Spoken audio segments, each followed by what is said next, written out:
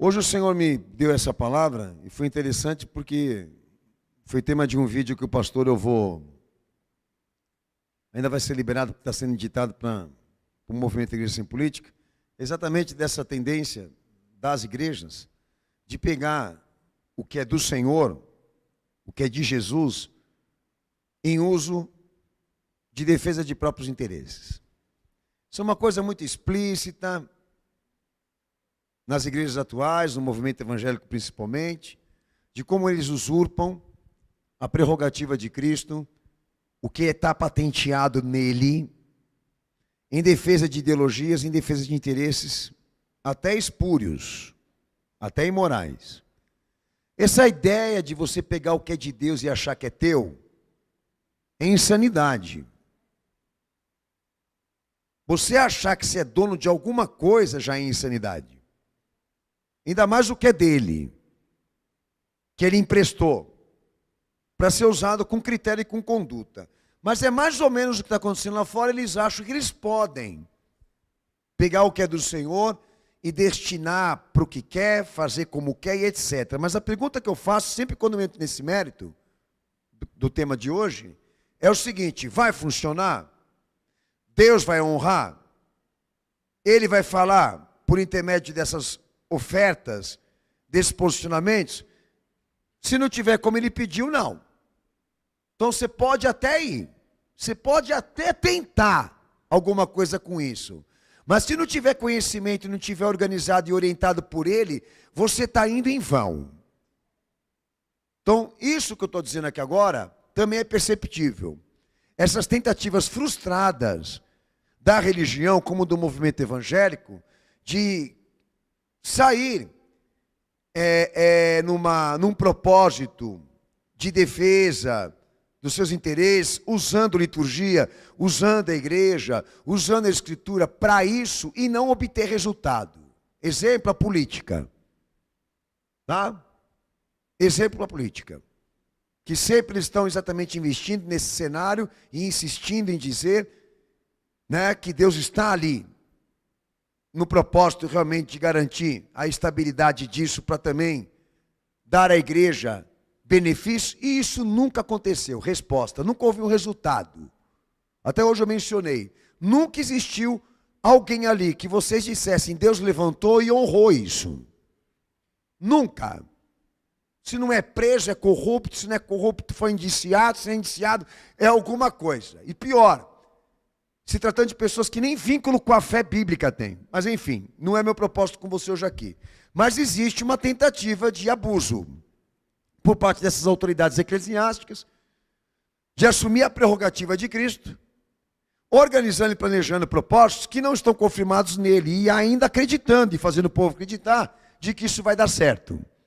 De que esta fé que foi objeto e alvo de interferências filosóficas e materialistas, de que Deus vai honrar mesmo assim. Então a pergunta que eu te faço aqui hoje é essa aqui: se você pedir, você vai receber? Por que pediu? Isso é um positivismo. Acreditar que você pediu para Deus e porque pediu vai receber é uma especulação. Por isso é filosófico, porque você não vai conseguir provar para mim, na Escritura, que pelo fato de você ter orado e pedido a Ele, e com todas as tuas razões, de que Ele vai responder por isso. O critério não é esse. O caminho não é esse. O teu pensamento, o que você acredita, mas o que ele revelou.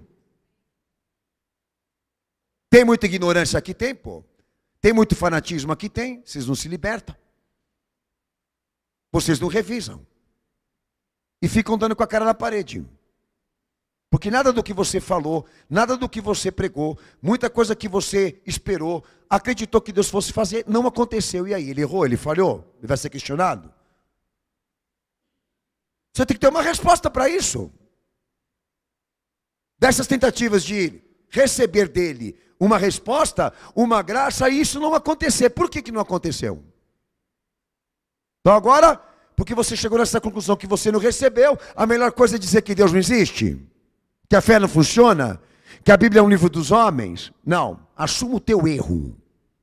Tudo que diz respeito à fé, você atropelou os princípios, atropelou a norma, atropelou os méritos da ciência. Que Deus lhe revelou, que o Filho ratificou quando desceu aqui. Quer continuar ignorante? Isso é um problema seu. Como grande parte da massa religiosa, que muitas vezes, motivada por interesses próprios e materialistas, sob pressão, inclusive, vão por tudo ou nada. E aqui isso não acontece. Se você for ouvir diretamente daquele que pagou a conta da salvação, se pedir é suficiente, ele vai dizer não. Orar é suficiente? Não. Eu oro todo dia, e daí?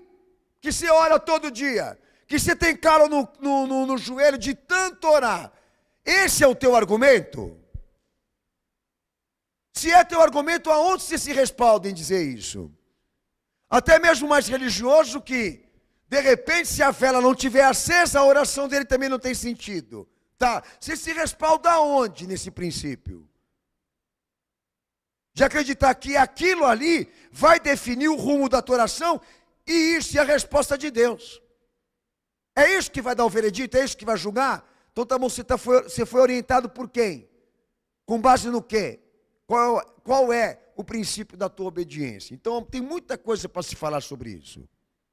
Mas eu vou tentar ser objetivo, e eu sei que o meu tempo é curto aqui, mas eu peço à igreja uma atenção especial. Se liberte dessas tradições. E entenda uma coisa, o que você quer não é evangelho. E não é regra de fé. Fique claro? O que você quer, ou o que você acredita, não é autoridade teológica aqui. A regra da fé, ou a autoridade teológica, sai daquele que está acima de todos e de tudo. Amém? Bom.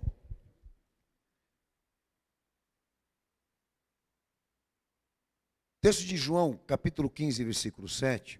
Tem 2 pontos que eu vou tratar sobre isso que o pastor foi orientado pelo Senhor a pregar nessa noite. Sobre a oração. E nesse detalhe, se realmente orar e pedir a Deus alguma coisa, a suficiência esteja nisso para o recebimento de uma resposta. Tá? Alguns acreditam que há poder na oração. E pelo fato da oração ter sido bem planejada, bem trabalhada no aspecto da expressão, de se expressar, de se comunicar bem com Deus, que isso define o fator final da resposta. Não. Você pode ter certeza que você não vai conseguir amparo bíblico para convencer, ou então fundamentar isso, de que Deus, nesse momento, esteja prontificado em te dar uma resposta das tuas orações, porque você orou bonito. Porque você o convenceu. Com base nas suas necessidades. Com base até mesmo na tua experiência. Com base até mesmo na sua importância. Com base até mesmo na sua vontade. Isso não é argumento. O argumento não é a oração. O argumento é quem vai responder. Não é quem vai orar, é quem tem autoridade de resposta. Se a gente pegar esse texto e quebrar ele no meio, o entendimento realmente é esse aí. Pede que você vai receber. Pede que ele vai te dar. O importante é pedir, o importante é orar. Mas Jesus ele deixa claro aqui que o pedido, que a oração, ela está sujeita a uma patente dele. A prerrogativa dele. Ele diz claramente, peça em meu nome. João 14, verso 13 ao 14. Porque no nome dele e não no nome de um outro santo, de uma outra entidade, de uma outra referência religiosa. Eu vou te explicar por quê. A invocação, a oração é uma invocação. E ela assume exatamente esse papel, de ser um meio de graça com Deus. De um instrumento de apelação e graça. Só que para atingir a Deus esta petição, quem está pedindo quem está orando precisa ter uma justiça suficiente. E da onde isso é construído? De que para Deus ouvir algum de nós aqui, nós precisamos ter uma justiça suficiente, ou seja, uma justiça igual a dele. Da onde se constrói essa perspectiva humana de justiça? No conceito e no princípio do homem e da sua queda. Me perdoa. Ali, a partir do momento em que Adão cai no pecado, o messianismo que Jesus cumpriu define o seguinte, que tudo que vem de Adão é insuficiente. Por isso a exigência de uma redenção, ou de um redentor. Porque tudo aquilo que sai de Adão ou é procriado pela carne, pelo homem, ele prega uma insuficiência com Deus, ou seja, ele não tem argumento, ele não tem elemento de direito. Ele está encerrado numa dívida, e uma dívida que não pode ser paga com nenhum recurso do homem, nem com o que ele tem, nem com o que ele possui aqui. Isso é construído lá. Na queda do homem, Deus deixou claro para Adão e para aqueles que caíram com ele, ou pecaram com ele, de que Deus selaria um escolhido, da qual ele restaurasse esta ordem, a ordem humana, do qual o homem caiu. E pelo pecado, Deus estabeleceria aquele que ia vencer essa separação de Deus com o homem. É dali que começa a construir a perspectiva do Messias, do enviado de Deus e do ungido, que Jesus cumpriu em plenitude e perfeição. Quando a gente começa a falar de evangelho, nós falamos desse momento da história, que Deus capacita o Filho dele a descer aqui neste mundo, a assumir as descrições proféticas desse Messias e cumprir literalmente tudo aquilo que Deus havia exigido como preço para o homem ser resgatado da sua condição deplorável. Lembro? Porque o homem, nem o que ele possui, tem justiça suficiente para atingir a Deus ou alguma graça dele. Se você acha que o homem pode alguma coisa com Deus a nível de importância, você anula a descida de Cristo aqui nesse mundo. Porque a razão dele descer aqui é porque o homem não pode, ele não tem o direito de ser ouvido, de ser visto. Então ele desce para assumir a frente do que Adão falhou, de ser o perfeito Adão e pela carne, pela vida dele, reverter o quadro, desta separação do homem com Deus, dentro de uma ação e de um resultado.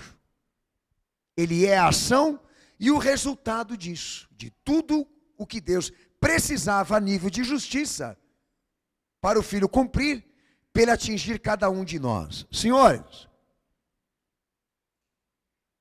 esta é a essência do Evangelho.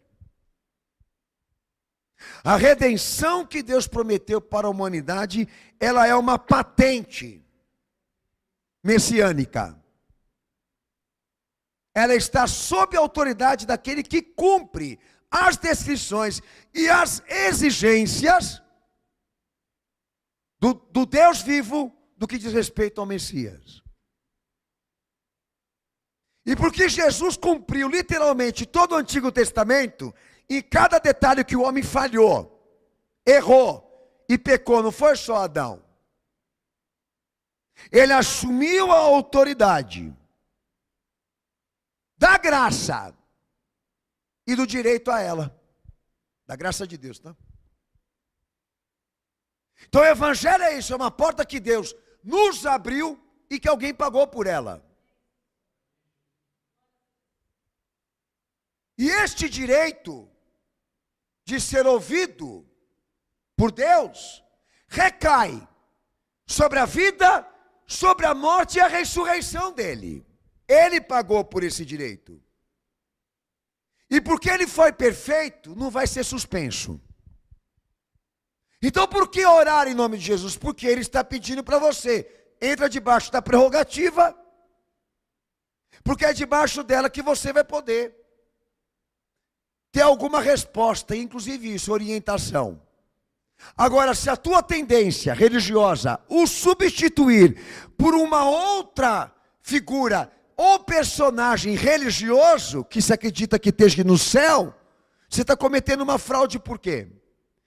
Porque não se trata de alguém que Deus escolheu e nem de alguém que cumpre as descrições. Alguém colocou ele lá, mas não foi Deus. Por isso que nós não temos uma religião, nós temos um indicado. Nós não temos religião, nós temos o indicado. Quer botar Pedro, quer botar Maria, quer botar outro personagem religioso que você tenha sentimento religioso, faz, filho. Mas a pergunta é essa, mas Deus vai honrar? Vai. Então me explica como que funciona isso. Porque nós temos aqui a preocupação de Jesus de orientar a igreja de que até mesmo aquilo que ela ore, ore em nome dele.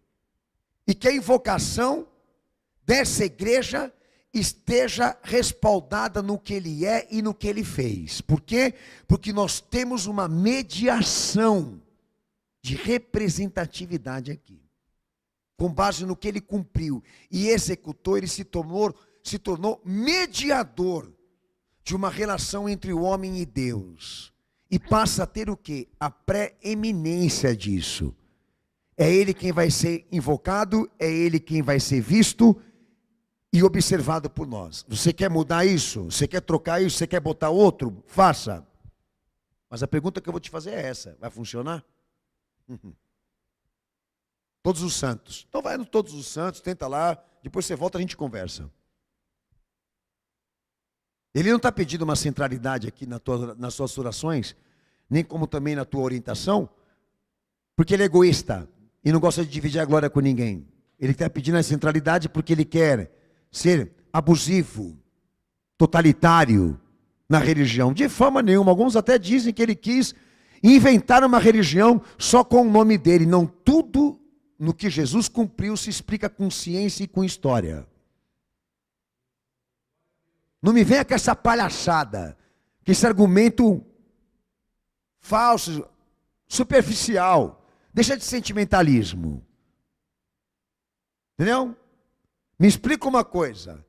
Quando você ora, quando você reza, você faz diante de um personagem que você escolheu por quê? Que a tua igreja escolheu por quê? Que a tua família escolheu por quê? Você tem que me dar a resposta. E a resposta não pode ser com base na razão, na necessidade. Não pode ser com base nisso, na emoção, no sentimento. Entendeu? Lá vinha um santo todo quebrado em partes, descendo o riacho. Alguém achou, colou, consertou e colocou lá e achou que isso é um milagre. Tudo bem, tem um certo valor para aquela pessoa. Hoje se tornou a padroeira desse país. Mas só que eu falo por ciência, eu não falo com base em filosofia. A ciência aqui é essa. Deus deveria indicar, não o homem. E o indicado cumpre as descrições da exigência dele, de quem será o representante da religião mundial, ou disso, de uma redenção de Deus para o homem. E isso está no Antigo Testamento e no Evangelho que Jesus cumpriu. Então, quando você for ouvir alguém defender a sua própria religião, ele não está errado em defender a religião dele, porque ele é um direito dele. O erro está nisso, em ele interferir no direito de Deus de dizer quem é o indicado. Você pode ser o que você quiser ser. Você só não pode me convencer que essa é a vontade de Deus para a tua vida, porque para você me convencer vai ter que provar. Eu estou nessa religião aqui porque Deus me colocou aqui. Que papo furado é esse, pô? Então tá bom, se é verdade, então você me prova. Entendeu? Você vai provar por meio de Maomé? Você vai provar por meio do Papa? Você vai provar por meio do pastor? Pelo amor de Deus, pô. Por isso que nada se discute sobre Deus fora da revelação dele. ou de uma personificação pessoal dele, porque é lá onde acontece o assunto da fé. Então a oração, como todos os meios de graça, elas estão patenteadas por Cristo. E para atingirem Deus, esse direito foi comprado por Ele. Então quando eu oro para Deus me ouvir, há um segredo aqui. Isso vai ser peneirado e vai ter que passar primeiro por Ele.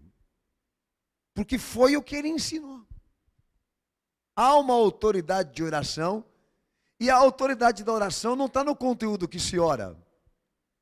Está naquele que teve a autoridade de abrir a porta da oportunidade de ser ouvido. E ele não é tão amado assim por todos aqui. Então há uma vontade muito maior de orar do que isso.